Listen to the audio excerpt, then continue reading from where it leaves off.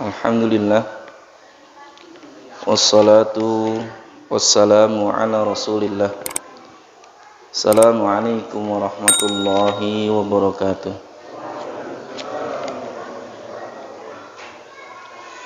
Alhamdulillahi rabbil alamin, wabihi nasta'inuhu ala umuri dunya waddin. Wassalatu wassalamu ala asyrafil anbiya'i wal mursalin, nabiyyuna Muhammadin sallallahu alaihi wasallam wa ala alihi wa sahbihi ajma'in, wa ba'd.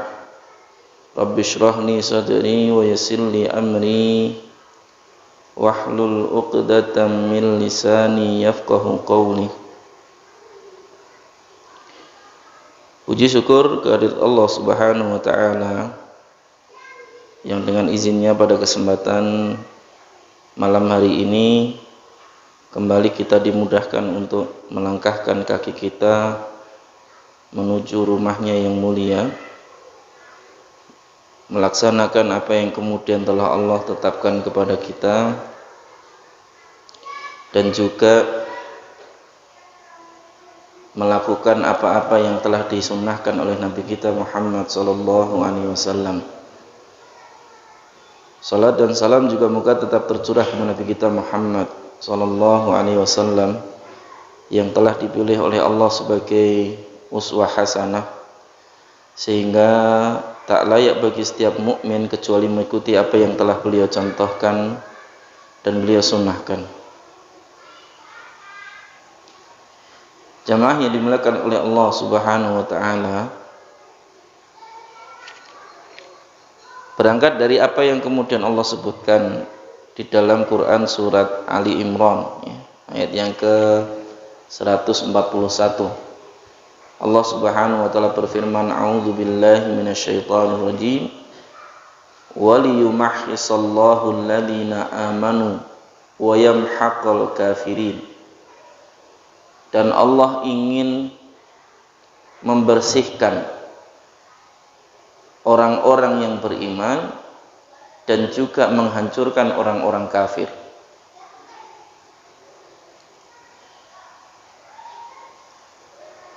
Di dalam ayat ini Allah menyebutkan tentang bagaimana tindakan Allah Subhanahu wa taala terhadap orang-orang yang beriman dan juga orang-orang kafir.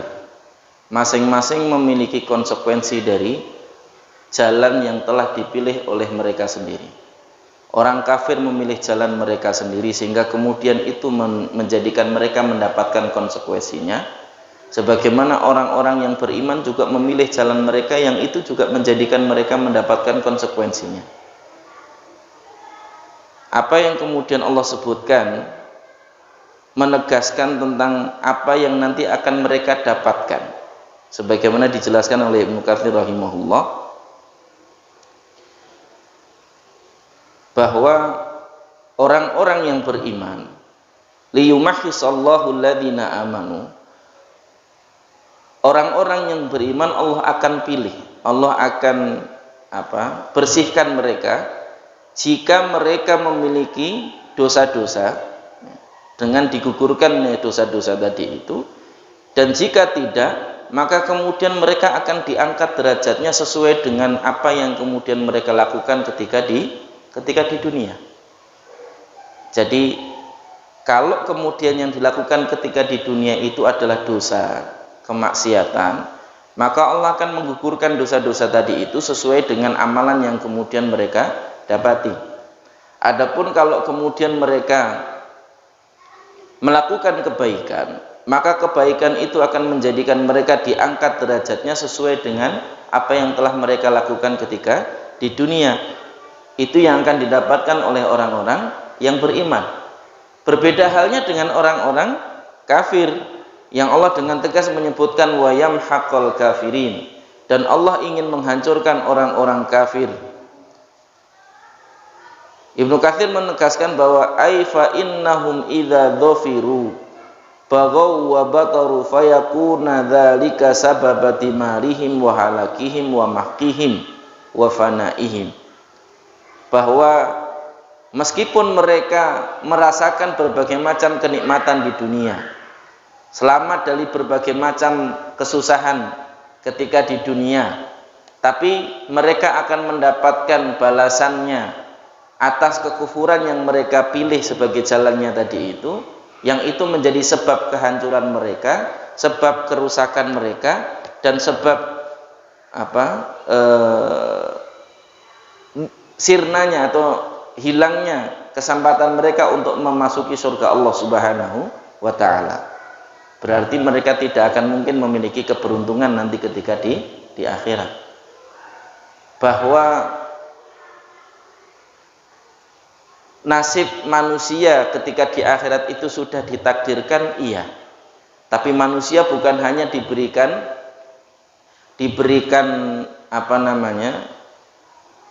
jalan tanpa bisa memilih saja, tidak. Tapi mereka diberikan akal, kemudian bisa memilih jalan yang kemudian ingin mereka pilih. Alam naj'al lahu ainain wa lisanan wa syafatain wa hadainahun najdain. Sungguh kami telah berikan kepada mereka dua buah bibir, walisanan wa syafatain. Ainain, yang pertama adalah dua buah mata, kemudian dua bibir dan satu lisan. Fahadainahun najdain, dan kami tunjukkan kepada mereka dua jalan, entah jalan yang kemudian akan menghantarkan mereka ke neraka, ataukah jalan yang kemudian akan mengantarkan mereka ke surga Allah Subhanahu wa ta'ala. Allah sudah berikan bekal, bahwa sudah ditakdirkan, iya. Tapi yang jadi masalah adalah bahwa kita tidak tahu takdir kita nanti seperti apa. Maka kita diberikan oleh Allah akal, diberikan oleh Allah hati untuk memilih mana yang harusnya lebih baik bagi kita jika akal dan hatinya sehat. Ya. Makanya bagian dari yang kemudian penting untuk lebih diutamakan adalah bagaimana menjaga hati kita dan akal kita supaya tetap sehat, supaya kemudian kita bisa memilih yang benar, yang nanti akan memberikan maslahat bagi akhirat kita. Dan ini yang kemudian penting untuk diperhatikan.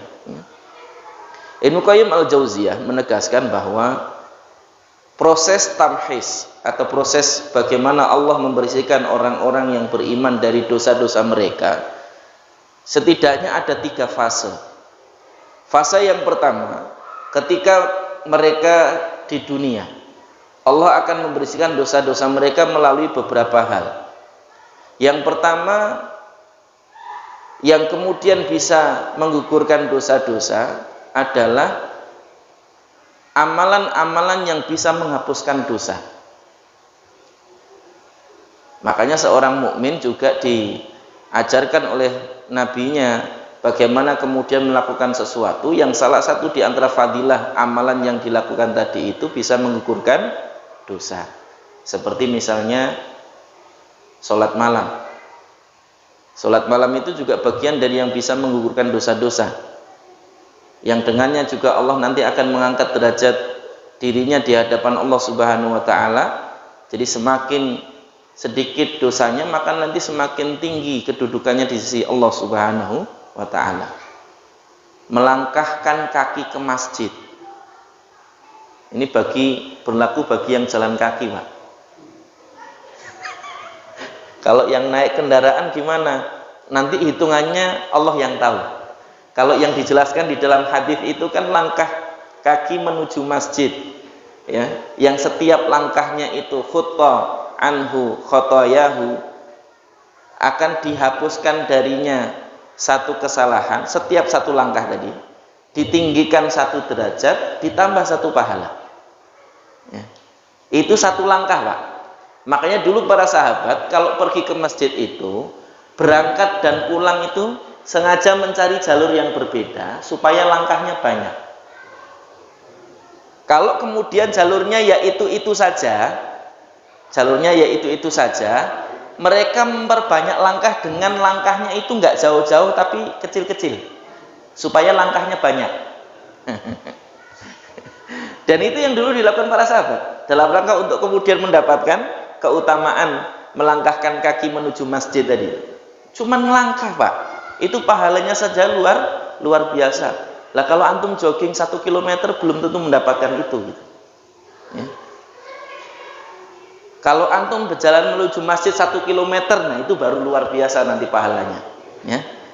Jadi biar 1 kilo nanti muter dulu lewat depan, Pak. Masuk lewat sini ya. Baru nanti keluarnya lewat sini di atas ya. Itu nanti pahalanya luar biasa itu, ya. Nanti pulangnya gitu lagi, Pak. Muter. Kecuali Anda perlu mendesak, malah lewat sini aja gitu ya. Dan itu bagian dari yang kemudian dijanjikan oleh Allah dan Rasulnya kepada kita. Itu diantara amal-amalan yang bisa mengukuran dosa. Termasuk salaman. Ya, salaman. Salaman itu kata Nabi Shallallahu Alaihi Wasallam akan menggugurkan dosa-dosa orang yang bersalaman tadi itu selama belum dilepas, Pak. Maka salaman jangan formalitas. Cuman gitu aja. Ya kan? Apalagi kadang-kadang kalau lagi nyalamin anak kecil tuh gini aja dia. Tek tek tek tek tek tek tek. Ya.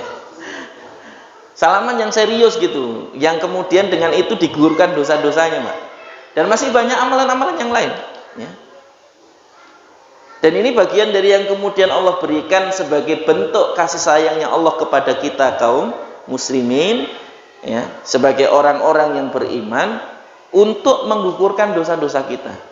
Jadi apapun yang kita lakukan itu bisa menggugurkan dosa-dosa kita, ya. Apalagi amalan-amalan tertentu yang kemudian disebutkan di dalam hadis Nabi Sallallahu Alaihi Wasallam tadi itu, bahkan salaman saja itu bisa menggugurkan dosa-dosa. Sedangkan kita hari ini ragu-ragu kalau mau salaman, kan? Diganti, ganti begini. Jadi nggak dapat. Jadi nggak dapat nanti ya. Ya, jadi nggak dapat nanti. Ya.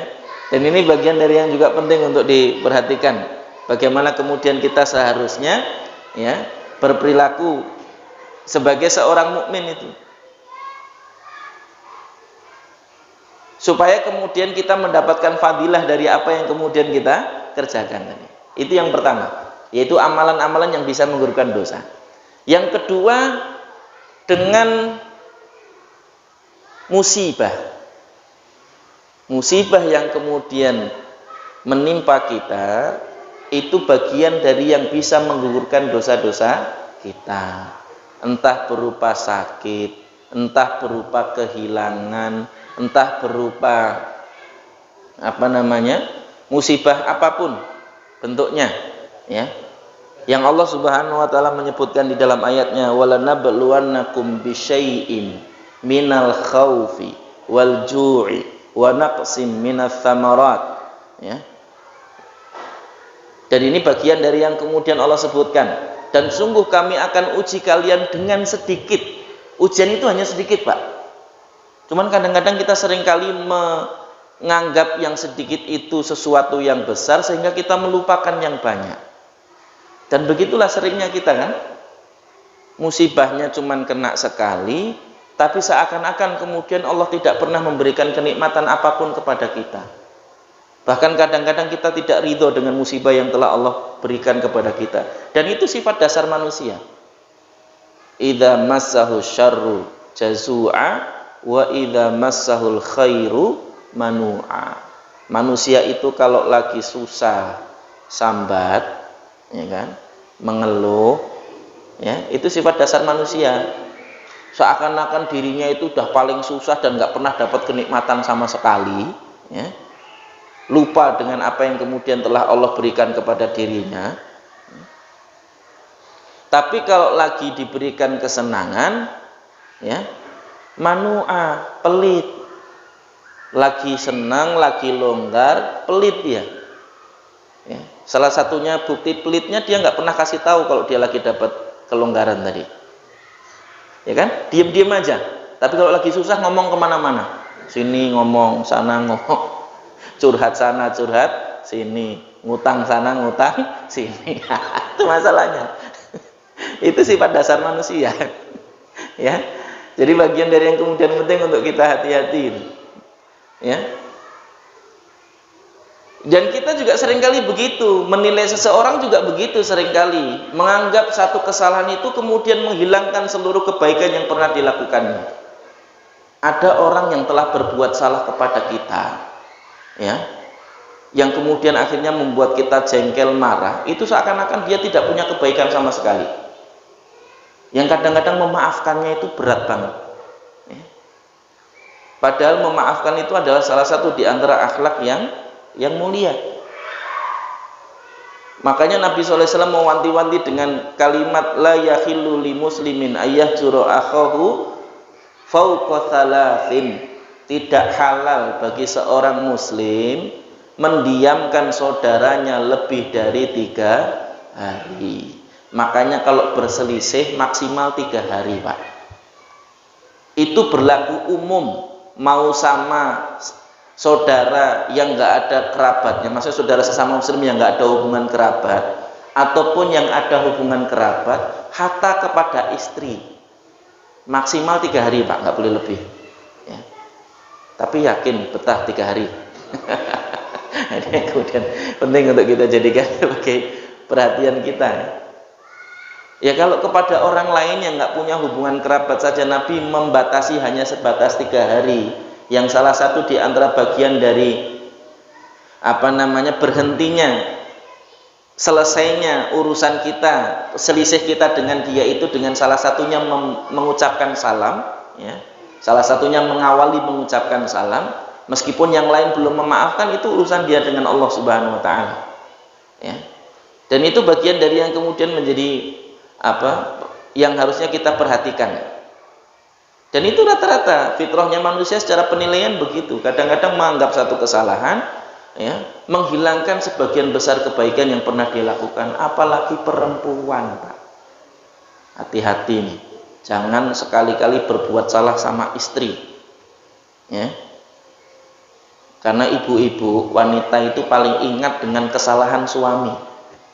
Salah kurpisan, Pak. Tapi nanti setiap ketemu diungkit lagi, diungkit lagi, diungkit lagi. Ingat gitu. Dan wanita itu paling susah ingat dengan kebaikan suami. Ini yang kemudian penting untuk diperhatikan, karena Nabi SAW sendiri yang kemudian menyebutkan hal itu, walau fa'atal khaira tulad dahri, ya, wa wajada minka syai'un fataqulu ma ajitu minka khairan qattu. Seandainya engkau berbuat baik kepadanya sepanjang hidupmu, lalu kemudian engkau salah sekali saja, maka kemudian wanita itu akan mengatakan, sesungguhnya aku tidak pernah mendapatkan kebaikan dari dirimu sedikit pun. Itu kata perempuan, ya. Makanya hati-hati, Pak, jangan berbuat salah sama perempuan, ya. Entah itu istri, anak perempuan atau siapapun, nanti diingat betul kesalahan itu, ya. Diingat betul dan nggak lupa-lupa loh, herannya itu juga, ya. Dan itu yang kemudian istimewa, dari sejak awal nikah sampai tuwek masih kelingan. Ya. Masih kelingan kesalahan suaminya itu dulu, kesalahannya ngapain aja, itu ingat itu, ya.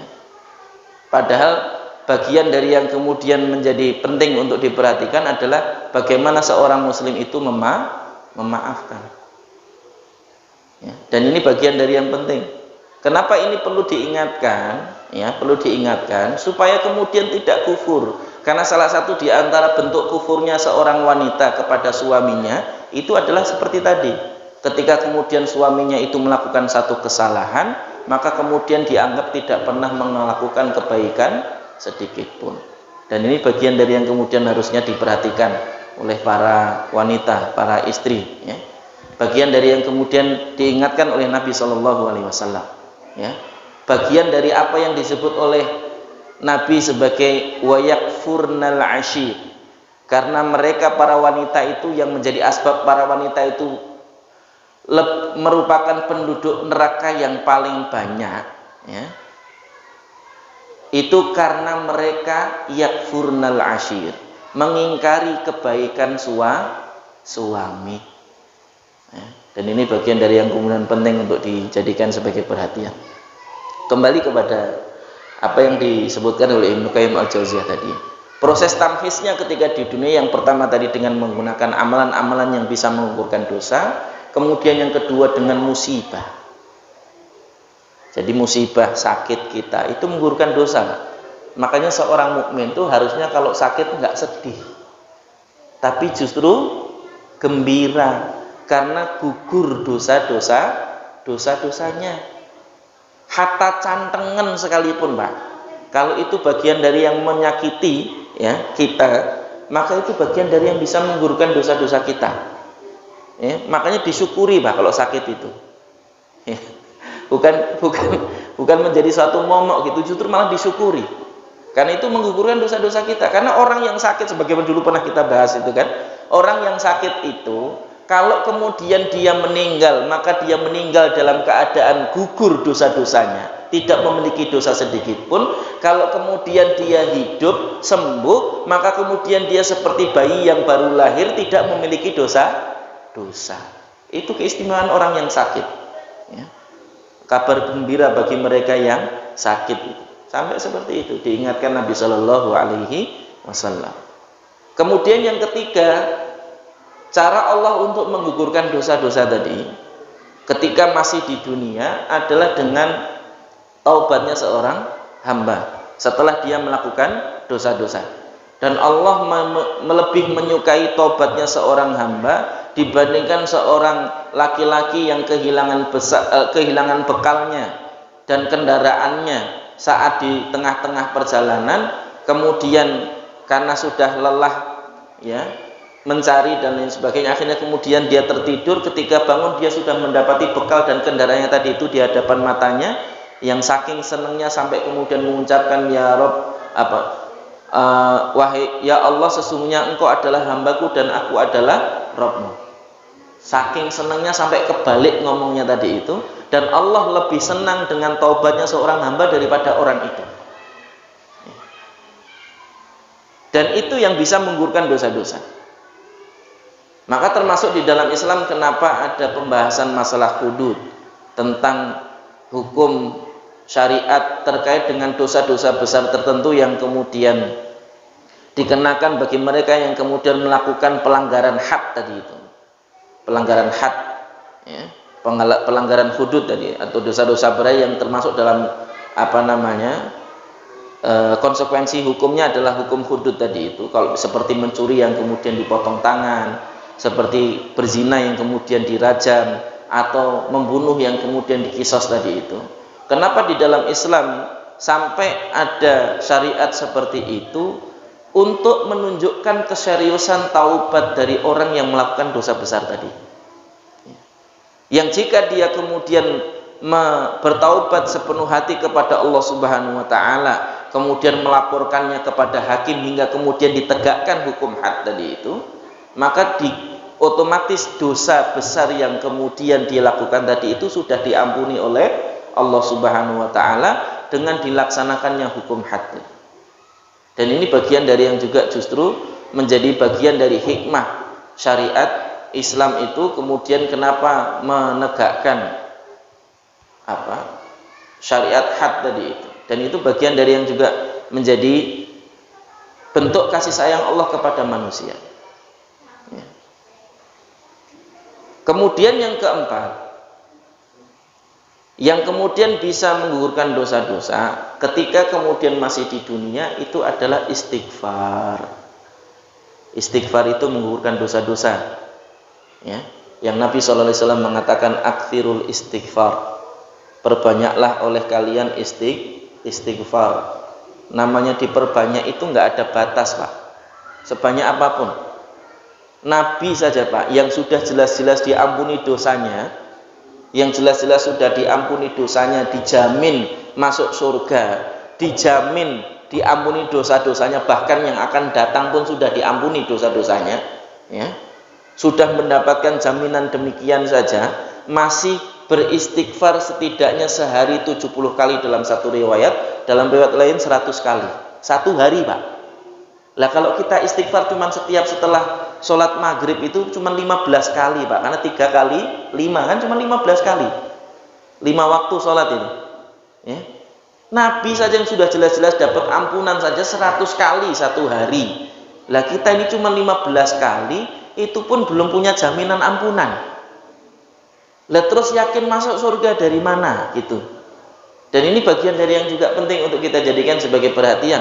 Karena Nabi perintahkan kepada kita tadi, aktsirul istighfar, perbanyaklah oleh kalian istighfar. Fa innallaha ja'ala bihi min kulli hammin faraja. Karena Allah dengan istighfar itu menjadikan setiap masalah itu ada solusinya. Min kulli hammin faraja wa min kulli dzikin faraja. Dan dari setiap kesempatan ada celah, ada solusi. Dari setiap kesempitan ada solusinya. Dari setiap masalah ada solusinya. Dari setiap kesulitan ada jalan keluarnya. Wa yarzuqhu min haitsu la yahtasib. Dan Allah akan memberikan rizki dari jalan yang tidak disangka-sangka. Maka banyak-banyak istighfar. Kemudian yang kedua, fase yang kedua, bagian dari proses tamhis Allah Subhanahu wa taala kepada manusia itu ketika di alam barzakh. Ya. Dari mulai sholatnya dan doanya orang-orang yang menyolatkannya ketika dia meninggal. Semakin banyak yang menyolatkan, semakin banyak yang mendoakan, maka semakin banyak pula gugur dosa-dosanya. Ya.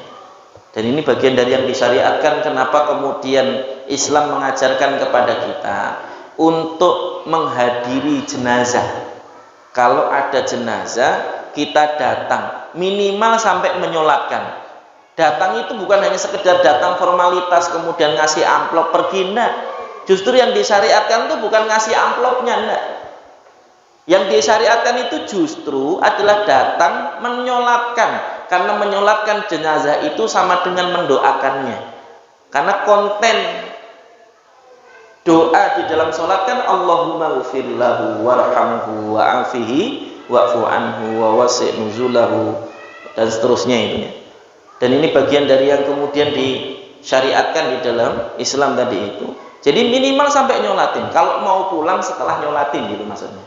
Kalau misalnya buru-buru ada keperluan dan lain sebagainya, makanya juga yang disyariatkan bagi keluarga yang tadi tertimpa musibah, maksudnya ada salah satu di antara anggota keluarganya yang meninggal dunia, segera dimandikan. Kalau sudah selesai masalah kemudian menguburkannya nanti segera atau ditunda, itu satu hal. Apa faedahnya segera dimandikan itu? Biar bisa segera didoakan dan disolatkan tadi. Dan orang-orang yang kemudian ingin menghadiri jenazah, ya, bisa segera menyolatkannya, meskipun misalnya dikuburnya masih besok karena nunggu anak yang dari Jawa misalnya, karena nunggu anak yang dari Medan misalnya, atau nunggu anak yang dari Kalimantan misalnya, dikuburkannya besok.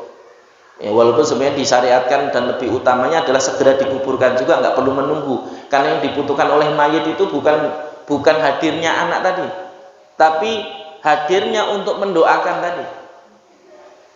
Dan ini yang kemudian penting untuk dijadikan sebagai perhatian. Makanya sebaiknya segera diselenggarakan itu, dimandikan dan lain sebagainya tadi, supaya kemudian bisa segera disolatkan. Jadi nanti tamu hadir, kalau dia nggak bisa nunggu sampai dikuburkan, ya minimal sampai disolatkan. Karena Nabi mengatakan barang siapa yang bisa menghadiri jenazah sampai dia menyolatkan, maka baginya pahala 1 qirat. 1 qirat itu berapa, Pak? Sebesar gunung Uhud. 1 qirat. Ya.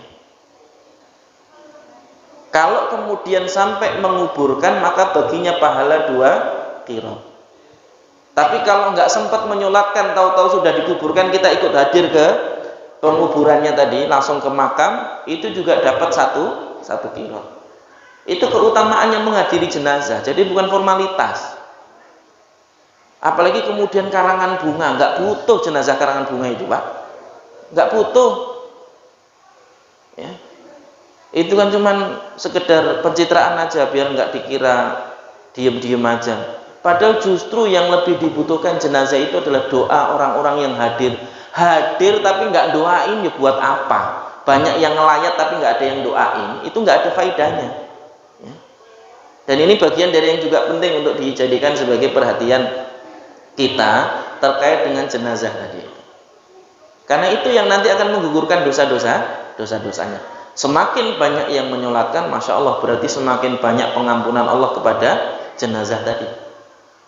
Ya. Dan ini bagian dari yang juga penting untuk diperhatikan. Kemudian yang kedua adalah azab kubur. Azab kubur yang diterima oleh seorang hamba itu adalah bagian dari cara Allah untuk menggugurkan dosa-dosanya, supaya nanti ketika dibangkitkan dia sudah tidak memiliki dosa. Ya. Dan ini bagian dari yang juga penting untuk diperhatikan. Maka tidak selalu orang yang diazab di kubur itu nanti di akhiratnya pasti masuk neraka, belum tentu. Ya. Kalau kemudian ternyata gugur dosa-dosanya ketika di alam kubur tadi itu, ya, ketika kemudian di masa di mana dia dibangkitkan tidak memiliki dosa lagi, atau jumlah pahalanya jauh lebih berat daripada jumlah dosa-dosanya nanti ketika ditimbang di hari ketika dihisab oleh Allah Subhanahu wa taala, maka dia akan masuk surga meskipun di kuburnya dia disiksa. Dan ini bagian dari yang juga penting untuk diperhatikan, ya. Supaya kemudian kita berusaha untuk memaksimalkan amalan kita dalam rangka untuk satu sisi menambah rekening amal kita tadi itu. Yang kedua adalah mengurangi rekening dosa kita. Dan ini bagian dari yang juga penting untuk diperhatikan. Yang ketiga, termasuk yang kemudian bisa menggugurkan dosa-dosa adalah amalan yang dikirim oleh orang yang masih hidup untuk orang yang sudah meninggal. Karena Ibnu Qayyim itu termasuk ulama yang berpendapat bahwa amalan yang dikirimkan oleh orang yang hidup untuk orang yang sudah meninggal itu akan sampai. Walaupun nanti dalam hal ini para ulama berbeda pendapat dalam 3 kelompok pendapat. Yang pertama mengatakan sampai, seperti Ibnu Qayyim al-Jauziyah, Imam Ahmad, Ibnu Taimiyah dan lain sebagainya itu. Kemudian yang kedua mengatakan tidak akan sampai, ya. Karena dalilnya adalah wala taziru waziratu wizra ukhra, sesungguhnya engkau tidak akan menanggung dosa orang lain, yang engkau tanggung adalah dosa kamu sendiri, menunjukkan bahwa yang menjadi apa yang kita dapatkan itu adalah apa yang kita amalkan sendiri, sebagaimana ayat Allah yang lain, walana a'maluna walakum a'malukum, bagi kami amalan kami dan bagi kalian amalan kalian. Nggak ada orang menanggung amalan orang lain, dan nggak ada kemudian orang mendapatkan dosa dari orang lain. Dosanya dosa sendiri. Ini menurut pendapat yang kedua. Menurut pendapat yang ketiga, yang sampai itu adalah jika yang mengamalkan adalah anaknya sendiri, ya. Yang kedua adalah amalan itu sesuai dengan yang disebutkan di dalam nas. Yang di dalam nas disebutkan itu 2, satu haji, yang kedua sedekah. Jadi yang sampai hanya haji dan sedekahnya saja. Selain itu tidak akan sampai, menurut pendapat yang ketiga, ya. Terlepas dari perbedaan pendapat itu, ya monggo, kalau misalnya memang ada yang memilih pendapat yang ketiga terus kemudian mau melakukan itu, ya nggak ada masalah, nggak perlu kemudian diperdebatkan masalah itu, ya. Karena itu sendiri para ulama berbeda pendapat. Dan ini menurut Ibnu Qayyim al-Jauziyah termasuk salah satu di antara yang bisa menggugurkan dosa orang yang seorang mukmin tadi itu ketika dia di alam barzakh, yaitu tambahan amal yang dikirimkan oleh anak-anaknya tadi itu kepada dirinya. Termasuk doa anak kepada orang tuanya disebutkan di dalam sebuah hadis sahih bahwa itu menggugurkan satu dosa. Satu kali doa tadi itu menggugurkan satu dosa, menambah 1 derajat di sisi Allah Subhanahu wa taala. Bahkan nanti di akhirat itu ada orang-orang tua yang kaget dengan kedudukannya yang tinggi. Ya Allah, dari mana aku bisa mendapatkan kedudukan setinggi ini, padahal dulu amalku itu sedikit, ya. Padahal dulu amalku itu sedikit. Kata Allah Subhanahu wa taala, itu karena anakmu yang mendoakan dirimu. Makanya salah satu di antara amalan anak Adam yang tidak akan pernah terputus meskipun dia sudah meninggal adalah wa waladun sholihun yad'u lahu. Anak soleh yang selalu mendoakan kedua orang tuanya. Makanya doain orang tua nggak usah nunggu 40 hari, nggak usah nunggu tiap 7 hari, nggak usah tunggu mendak pisan mendak pindo setelah 1000 hari pertama, 1000 hari kedua, nanti istilahnya puputan, nggak usah nunggu, kelamaan. Kasihan orang tua kita. Kalau perlu doakan itu setiap hari. Ya. Dan harusnya yang mendoakan itu anak, bukan orang lain. Yang kadang-kadang kesalahan umumnya masyarakat kita itu karena anaknya nggak iso ndonga, akhirnya ngundang ustadz suruh doa. Kan itu yang jadi masalahnya. Kalau memang dia sadar ingin berbakti setelah orang tuanya meninggal dunia, ya dia belajar doa, belajar ibadah, belajar jadi soleh, yang mudah-mudahan nanti itu akan menjadi pemberat timbangan amal orang tua nanti ketika di akhirat. Itu yang harusnya dilakukan, ya. Dan ini bagian dari yang kemudian penting untuk diperhatikan. Bahkan kalau perlu doain orang tua yang sudah meninggal tuh nggak usah nunggu nyekar setahun sekali, awal Ramadan sama awal Syawal saja nyekarnya. Kasihan orang tua didoain cuma setahun, cuma sekali, ya. Padahal satu kali doa itu menggugurkan satu dosa dan menambah satu derajat. Doain setiap saat, doain, Pak. Doain setiap saat, nggak usah nunggu setahun sekali, tunggu nyekar baru doain. Itu pun nggak tahu umet-umet doa kok umet-umet ngopo gitu kan. Dan ini bagian dari yang juga penting untuk diperhatikan. Ini proses yang ketiga ketika di alam barzah. Proses yang kedua. Yang ketiga ketika di akhirat. Yang pertama dengan adanya beratnya hisab nanti ketika di akhirat. Beratnya hisab ketika di akhirat itu juga bagian dari yang bisa menggugurkan dosa-dosa. Kalau ternyata itu juga tidak bisa menggugurkan dosa-dosanya, maka nanti Allah akan masukkan dia ke dalam neraka sampai kemudian habis dosa-dosanya, baru kemudian nanti dientas lagi, Pak. Baru kemudian nanti dikeluarkan lagi, dimasukkan ke dalam surga. Yang sebelumnya karena dikeluarkan dari neraka itu jadi seperti areng itu, Pak, sudah hitam itu. Kemudian dimasukkan ke Nahrul Haya, sungai kehidupan tadi. Kemudian dia akan tumbuh seperti tumbuhnya kecambah tadi, menjadi manusia baru lagi, baru nanti kemudian dimasukkan ke dalam surga. Mereka itulah al-jahannamiyun, para alumni neraka jahanam. Ya. Itu proses tabhis, yang kemudian Allah berikan sebagai bentuk kasih sayang Allah kepada hamba-hambanya yang beriman tadi. Betul, memang ketika Nabi SAW mengatakan man qala la ilaha illallah dakhalal jannah, barang siapa yang mengatakan la ilaha illallah pasti akan masuk surga. Betul, yang jadi masalah masuk surganya itu pakai jalan tol langsung masuk surga atau lewat menggok dulu ke neraka, ini yang nggak tahu, ya. Dan ini yang kemudian perlu kita betul-betul doakan setiap hari, ya. Itulah kenapa Nabi mengajarkan kepada kita kalimatnya dua, Pak. Allahumma inni as'alukal jannah wa a'udzubika minan nar. Karena takutnya kalau kita mintanya cuma yang pertama saja, Allahumma inni as'alukal jannah, Allah akan kabulkan itu. Tapi kita nggak tahu apa kemudian lewat neraka dulu apa enggak, kita nggak tahu, yang jadi masalah. Makanya doanya diajarkan Nabi itu komplit, Pak. Allahumma inni as'alukal jannah wa a'udzubika minan nar. Ya Allah, aku minta surga dan minta dilindungi dari neraka. Jadi doanya komplit, ya. Doanya komplit, itu yang diajarkan Nabi. Ini termasuk doa yang kemudian setelah sholat kita lantunkan itu, Rabbana atina fid dunya hasanah wa fil akhirati hasanah. Apa akhirnya? Wa qina adzabannar, dan jagalah kami dari api neraka. Menunjukkan bahwa Rasul mengajarkan kepada kita untuk tidak jumawa dan terlalu pede. Wis aku wis Islam mesti mlebu surga, mlebu neraka sebentar ora apa-apa lah. Nggak boleh jumawa begitu, nggak boleh, ya. Justru Nabi mengajarkan kepada kita untuk selalu berdoa agar dilindungi dari api neraka, karena memang nggak akan ada yang kuat, Pak, masuk neraka, nggak ada yang kuat, ya. Segagah apapun, nah, kalau udah masuk neraka ya mesti tes, wes, ya. Nggak kuat, enggak.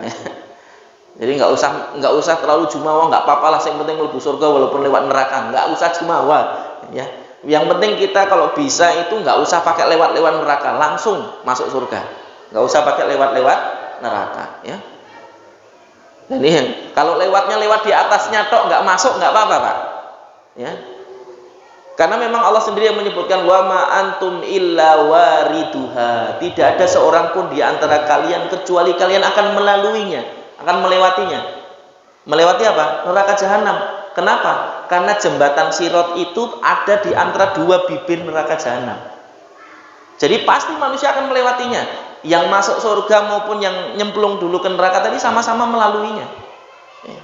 Kalau yang Allah kasih kemudahan tadi itu, kemudian dia akan bisa melalui jembatan Sirat itu, ada yang berlari, ada yang seperti secepat kilat, ada yang seperti menaiki kuda dan seterusnya, sesuai dengan kadar amal yang kemudian dia lakukan ketika di dunia, hingga kemudian selamat sampai di surga Allah Subhanahu wa ta'ala.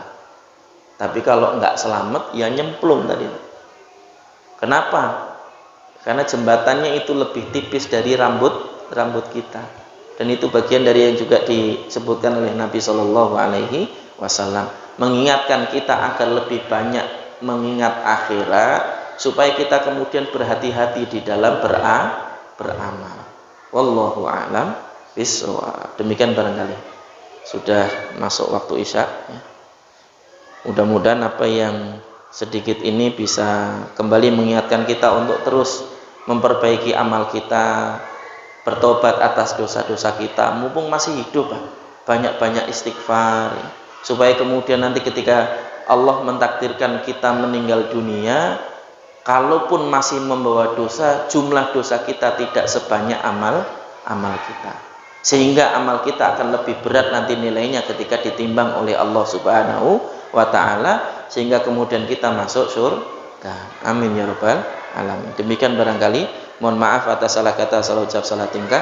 Wa sallallahu ala nabiyyina Muhammadin wa ala alihi wasallam. Subhanakallahumma bihamdika asyhadu an la ilaha illa anta astaghfiruka wa atubu ilaik. Wassalamu alaikum warahmatullahi wabarakatuh.